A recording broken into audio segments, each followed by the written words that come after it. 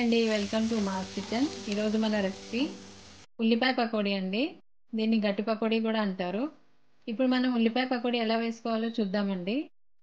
మనం ఎన్ని పకోడీలు చేసుకుంటామో దాన్ని బట్టి ఉల్లిపాయలు తీసుకోవాలి. నేను 3 ఉల్లిపాయలు తీసుకున్నాను అండి. ముందు ఉల్లిపాయలు స్లైస్ చేసుకోవాలండి. తర్వాత ఒక మిక్సింగ్ బౌల్ తీసుకుని అందులో ఉల్లిపాయలు వేసుకుని రుచికి తగినంత ఉప్పు కూడా వేసుకోవాలి.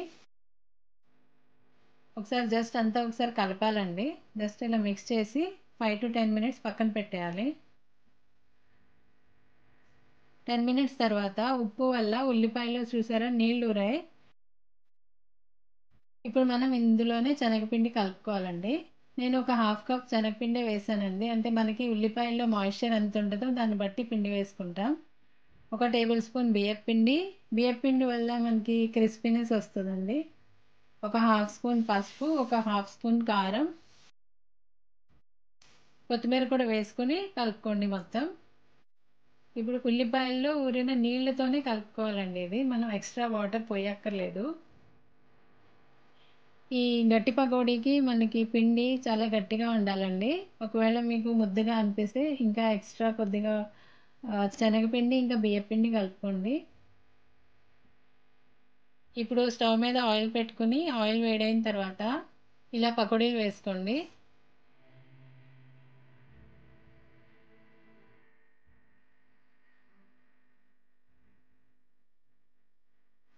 పకోడీలన్నీ వేసిన తర్వాత వెంటనే కదపకండి. పకోడీ కొద్దిగా గట్టిపడ్డాక అప్పుడు మీరు ఇలా ఫ్రై చేసుకోవాలి.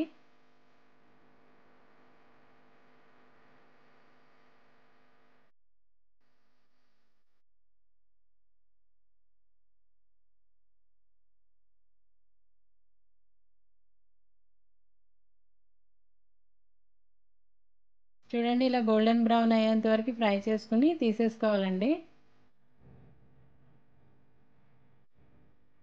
ఇంతే అండి, ఉల్లిపాయ పకోడీ రెడీ అయిపోయింది. ఇప్పుడు మనం సర్వ్ చేసుకోవచ్చు. ఇప్పుడు దీనికోసం ఒక స్పెషల్ చట్నీ అండి. ఒక బౌల్ తీసుకుని అందులో సన్నగా కట్ చేసుకుని ఉల్లిపాయలు వేసుకోవాలి. మీకు తగినంత ఉప్పు, కారం వేసుకోవాలండి. ఆయిల్ మాత్రం బాగా వేడిగా ఉండాలి. ఆయిల్ వేసుకుని అంతా ఒకసారి కలుపుకోవాలండి. ఈ వేడి ఆయిల్కి ఉప్పు, కారం ఇంక ఉల్లిపాయ జస్ట్ కొద్దిగా ఉడుకుతుందండి. చాలా టేస్టీగా ఉంటుంది. ఒకసారి మీరు తప్పకుండా ట్రై చేసి చూడండి. ఇంతే అండి. ఈ వీడియో మీకు నచ్చినట్లయితే లైక్ చేయండి, షేర్ చేయండి, సబ్స్క్రైబ్ చేయండి. Thanks for watching.